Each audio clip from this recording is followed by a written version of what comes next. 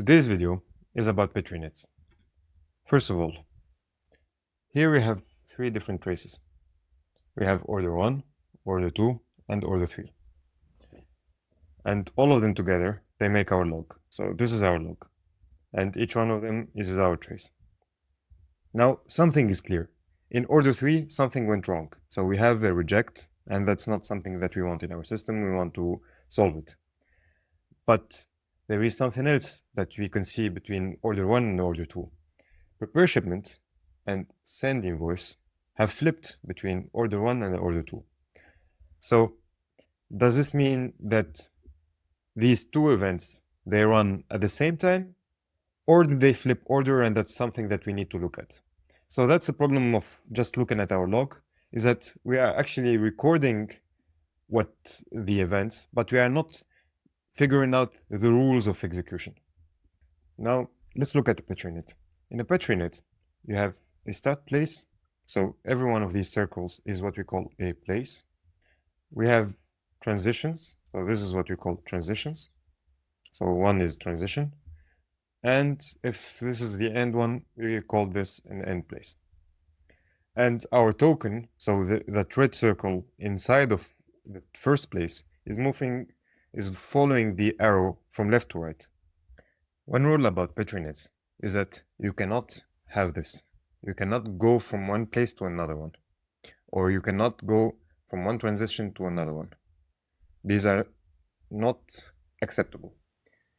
So, as you have seen, never circle to circle, never square to square. You are always alternating circle, square, circle, square. One thing to know about tokens is that they represent the current state of the execution of our process. So when they are moving from left to right, they represent the idea of where we are right now. So in a Petri net, we can represent a lot of relationships. First of all, we start here. So it's going from here to here. And the idea is that this transition will fire. We say fire. That's the language we use. So receive order fires. We empty the token here, and we have a token here.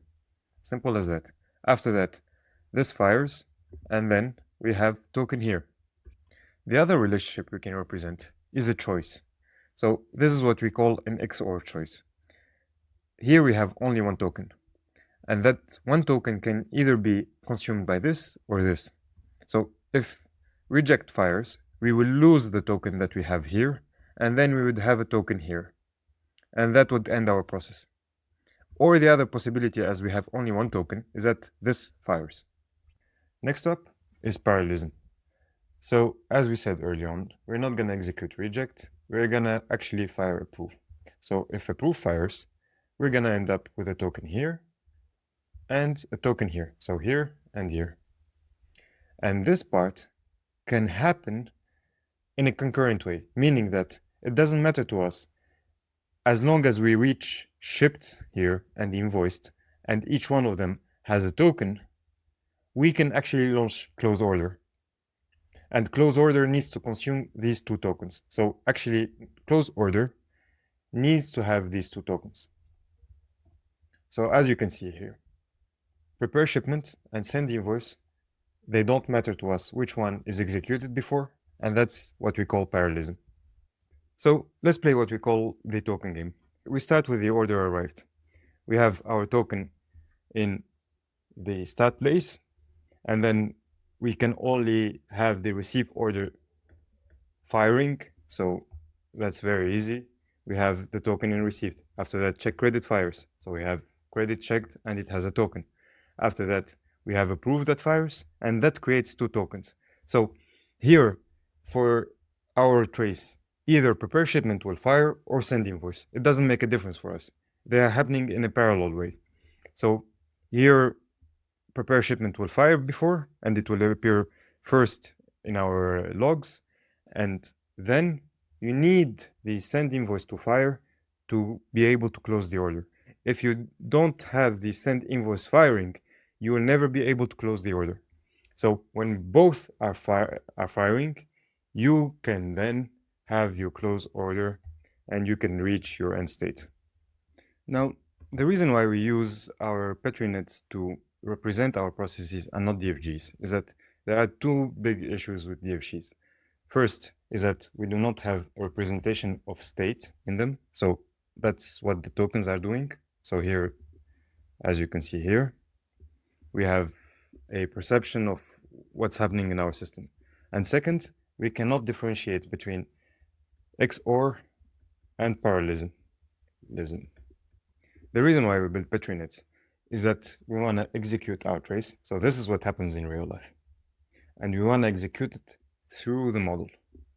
Now, while doing so, you want to keep these replay counters. You're counting how many tokens are being produced throughout the execution of your trace, how many are consumed, how many are disappearing in your execution, how many are missing. So missing is, for example, you have a token here and you want to fire this transition to reach the end place, but you do not have a token here. If we force the creation of a token here, that's a missing token. And remaining is if we reach the end place and we still have tokens spread all over our Petri net, those are remaining tokens. Now, if we have 0 missing tokens and 0 remaining tokens, we say that our trace fits to the model. The reason why we need Petri nets is because they are deterministic and they are mathematically rigorous, and they give a certain certainty to the decision-making of our LLMs. Now, a special case of Petri nets is what we call a workflow net. So a workflow net has one source, like one start place and one end place. And we can always reach the end place from the start place. The name of this property is what we call a soundness. We will talk about this in a later conversation, but keep it in your mind. Workflow nets. In real life, of course, you will not be truly drawing your Petri net by hand. You'd be using on PM4Pi, we have this following function, which does the discovery for you. It gives you your net, it gives you your initial marking, your final marking too. So that was our episode for today. Next time we take a real log and a real net and ask the question this whole structure was built to answer. Does reality fit the model? This is what we call conformance checking. So if you like the content, please like and subscribe, follow me on LinkedIn, and see you next time.